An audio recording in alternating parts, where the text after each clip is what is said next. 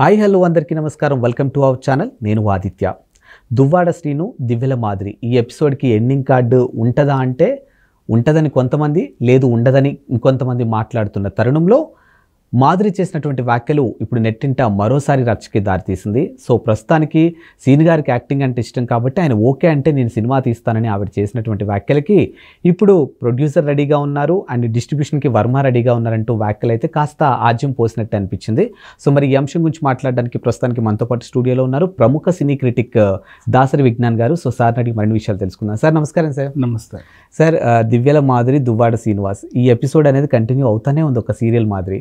So కొత్తగా ఆవిడ నేను సీన్ గారికి యాక్టింగ్ అంటే ఇష్టం కాబట్టి ఆయన్ని పెట్టి నేను హీరోగా సినిమా తీయడానికి నేను రెడీగా ఉన్నాను, సో ఒక మంచి కథ ఉంటే చెప్పండి అని ఆవిడ చెప్పటం, దానికి వర్మ గారు నేను డిస్ట్రిబ్యూషన్ రెడీ అంటూ, నిర్మాత ఇంకొకళ్ళు అంటూ ఇలాంటి ఒక వార్తలు అయితే ఇప్పుడు వినిపిస్తూ ఉన్నాయి.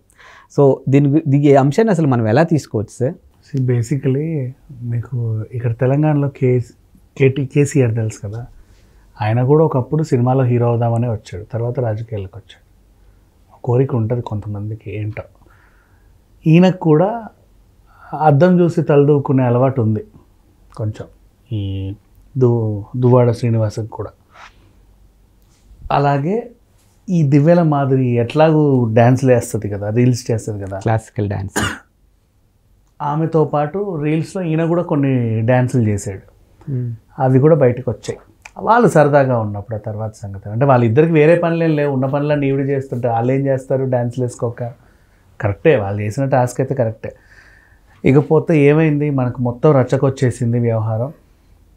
బహిరంగంగా ఇది క్లోజ్ అవుతుంది, ఆవిడ కూడా విడాకులకే కావాలి. 5 ఏంటవి కండిషన్లు పెట్టింది. అవును, 5 కండిషన్లు పెట్టిన తర్వాత ఈయన ఇప్పుడు అక్కడ హీరో అయిపోయాడు ఈ 5 కండిషన్లకి. అసలు దివ్యల మాధురిని హీరోయిన్ని చేసింది కూడా బాగానే, ఇప్పుడు నా హస్బెండ్ని హీరోయిన్ని చేసింది కూడా బాగానే. ఎలా అంటే నిన్న ఇప్పుడు గతంలో అంటావు ఆమె నువ్వే తీసుకొచ్చి పెట్టావు, అది మనం చూసుకున్నాం, రాజకీయ ప్రలోభం. నీ ఇంటెన్షన్ వేరే ఉండే, ఆ పిల్లని తెచ్చావు, సరే నీ సంసారం పాడైంది. ఇప్పుడు నువ్వు పెట్టిన 5 క్వశ్చన్లతో మీ ఆయన హీరో అయిపోయాడు, నీ జీవితం కూడా నాశనం అయిపోయింది.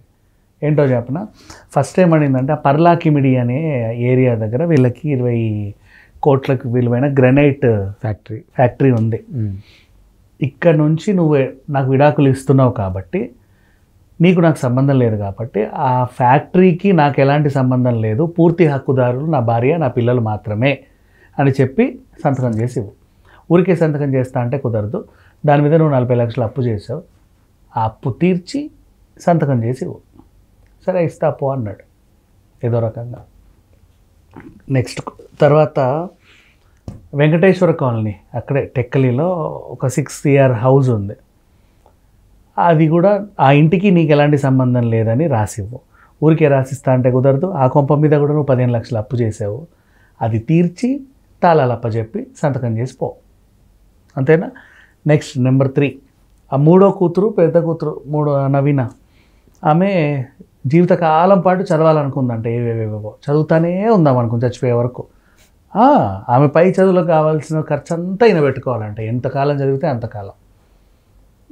ఓకే అన్నాడు, ఇంకా కూతురు కదా, ఎంత కాదన్నా రక్త సంబంధం, కన్నాను, అల్లరి ముద్దుగా పెంచుకున్నాను, నా కూతురికే కదా, ఇస్తా పో, నాకు కూడా మెయింటెనెన్స్ ఇవ్వని. సరేపా ఇస్తా, తీసేసుకో. మధ్యలో మళ్ళీ ఒక మంచి కండిషన్ పెట్టింది, నాకు ఈ కండిషన్ బాగా నచ్చింది. ఇప్పుడు విడాకులకి సంతకం పెట్టినా 1 సంవత్సరం తర్వాత అది తేలుద్ది, అండ్ నువ్వు విడాకులకి నేను సంతకం పెట్టాలంటే ముందు నువ్వు ఇవన్నీ నా పేరు మీద రాయాలి, అప్పులు తీర్చి. ఎంత కాదన్నా ఒక 1.5 year 2 years టైం పట్టేలా వ్యవహారం ఇదంతా. సో ఈలోపు నీకు ఏది ఉన్నా సరే నువ్వు కోర్టులో మాట్లాడాలి నా గురించి, నాకేమున్నా నేను కోర్టుకే చెప్పుకుంటా. నువ్వు మంచిగా చెప్పులేసుకొని మా ఇంటికి రావడం కానీ, నేను కూడా తలుపులు దనుకుంటూ మీ ఇంటికి రావడం కానీ కుదరదు. అంతే. అంటే మన విషయం ఏదున్నా లీగల్గానే చూసుకుందాం. నీ తరఫున ఎవరు నా దగ్గర రాదు, నా తరఫున ఎవరు కూడా నీ దగ్గర రారని చెప్పింది. ఇది నిజంగా చాలా బాగుంది, ఎందుకంటే ఈవిడే చేస్తుంది దౌర్జన్యం, ఆయన ఏం చేయడు పాపం. నెక్స్ట్ 5th, ఇప్పుడు ఉంటున్నావు కదా కొంప, ఆ పిల్లని వేసుకొని ఒకవేళ ఇప్పుడు అంటూ ఉన్నావు, రేపు ఎల్లుండి నువ్వు పోతావుగా, నువ్వు పోయిన తర్వాత తదనంతరం అది కూడా నాకే కావాలని రాసేవాడిని నేను. అప్పుడు ఆయన అబ్జెక్ట్ చేశాను, నేను ఇవ్వను అన్నాడు. ఆ విషయం రచకెక్కేసరికి పెద్దలు కూడా వచ్చారు చాలామంది, అయ్యో ఏం బాని ఇన్ని తీసుకున్నావు కదా పాపం అది ఉంచుకో ఏమైంది అది అని చెప్తే, లేదు లేదు కుదరదు, వాడు బనీతో వచ్చాడండి నా దగ్గరికి, ఇప్పటిదాకా అనుభవించినంతా నాదే, వాడిని మళ్ళీ బనీతోనే బయటికి పంపాలి అని ఈవిడ. సో అట్లా కుదరదు, ఇదైతే మేము ఒప్పుకోము, మేము దీనికి మద్దతు ఇవ్వమని స్థానికులు కూడా చెప్పారు. లేదు నాకు కావాలని కరాఖండికి కూర్చుంది, నువ్వు రాయి వీలునామా అని. ఆయన అంటే ఇన్ని ఇచ్చావు కదరా ఇదెందుకు ఇవ్వనంటున్నావు అని అడిగారు పెద్ద మనుషులు. ఇన్ని కూడా అంటే అన్నీ వదులుకున్నావు కదా, మొత్తం వదులుకున్నావు, ఇదేందుకు వద్దంటున్నావు, ఏముంది దీంట్లో, అది 1,20,00,000 కోటి రూపాయలే ఆ ల్యాండ్, 2 కోట్ల బంగ్లా, అంటే ఓవరాల్ వాల్యూ కూడా 2 to 3 CR ఉండదు, ఇంత చిన్నది కదా నీకు అంటే.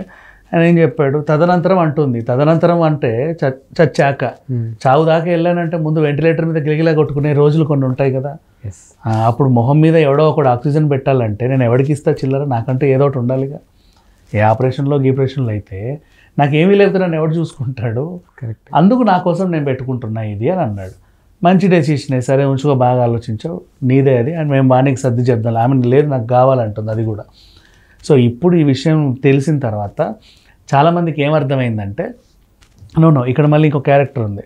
సో ఈ విషయంలో వీళ్ళిద్దరు అగ్రిమెంట్లు రాసుకునే క్రమంలో 3వ క్యారెక్టర్ ఎంటర్ అయింది, చింతాడ పార్వతీశ్వరరావు అని ఒక ఆయన వచ్చి ఏమన్నాడంటే, ఎవరిది ల్యాండ్ ఎవడెవడికి రాసిస్తున్నాడు, ఆయన రాయడానికి ఆడేవాడు, తీసుకోవడానికి నువ్వెవరు, ఇది నేను వాడికి 1,20,00,000కి అమ్మా, నాకు 60 లక్షలే ఇచ్చాడు, ఇంకా 60 లక్షలు బాకీ ఉన్నాడు, నా 60 లక్షలు వాడు బాకీ తీరితే అప్పుడు అది వాడిది అవుతుంది, ఆ తర్వాత వాడు ఎవరికైనా రాసుకొని ఏమన్నా చేసుకొని తగలేసుకొని నాకు అనవసరం, ఇప్పుడు ప్రజెంట్ ఇంకా నాదది, వాడు రాయడానికి ఆడేవాడు, రాయించుకోవడానికి నువ్వెవరు, తీర్పు చెప్పడానికి పెద్ద మనుషులు అందరూ ఎవరు అని చెప్పి ఆయన వచ్చాడు. కరెక్టే ఇది కూడా.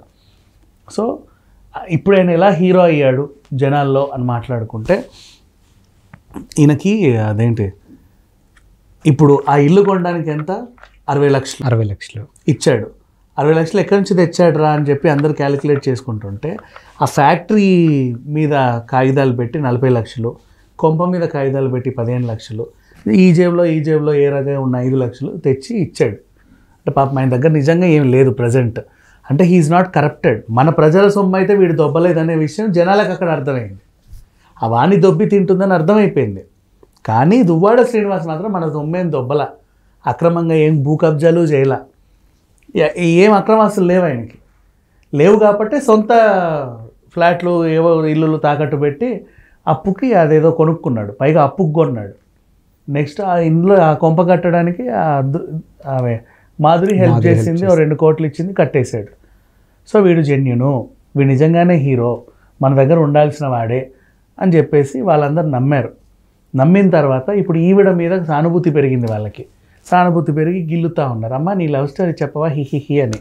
ఆవిడంటే ఈ మొదటి చూపులు ఎలా కలిసావు, అప్పుడు ఆ టైంలో ఆయన నీతో ఫస్ట్ అన్న డైలాగ్ ఏంటి, నువ్వు ఆ తర్వాత ఏం చెప్పావు, ఇక ఆవిడ కూర్చొని చెప్తావు, నాకు ఆ పాట అంటే ఇష్టం, ఆ ఆట అంటే ఇష్టం, ఆ స్వీట్ అంటే ఇష్టం, ఇవన్నీ ఇష్టం, నా కబుర్లు అంటే ఇష్టం, పైగా అవన్నీ నేను చెబితే ఇష్టం, ఇట్లాంటివన్నీ చెప్తుంది. మీరిద్దరు అంటే నువ్వు బాగా డ్యాన్స్లు వేస్తావు, ఆయన కూడా వేసేవాడు, అలాగే ఆయనకి యాక్టింగ్ అంటే చాలా ఇంట్రెస్ట్ అండి, మేమిద్దరం కూడా కలిసి చాలా స్టెప్పులు వేసాము, ఆయనకు కూడా అప్పుడప్పుడు ఈ యాక్టింగ్ స్కిల్స్ మీద కొంచెం కసరత్తులు చేస్తూ ఉంటాడని కూడా చెప్పుకొచ్చింది.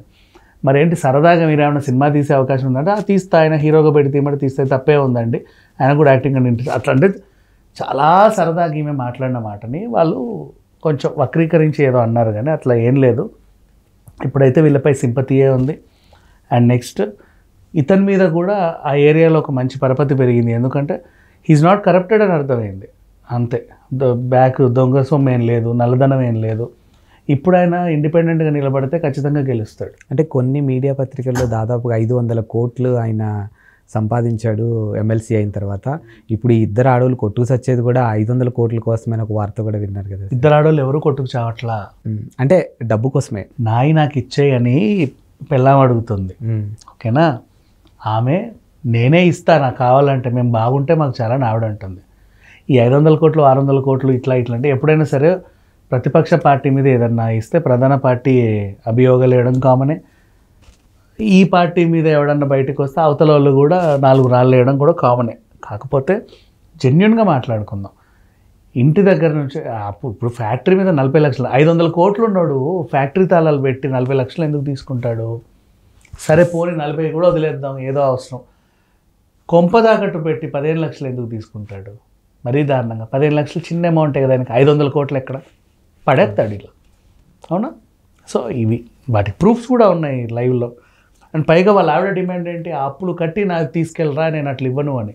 ఆ చిన్న చిన్న అమౌంట్ దగ్గరే వీళ్ళందరూ కొట్లాడుతున్నారంటే 500 కోట్ల మాట అనేది రూమరే, వాస్తవం కాదు.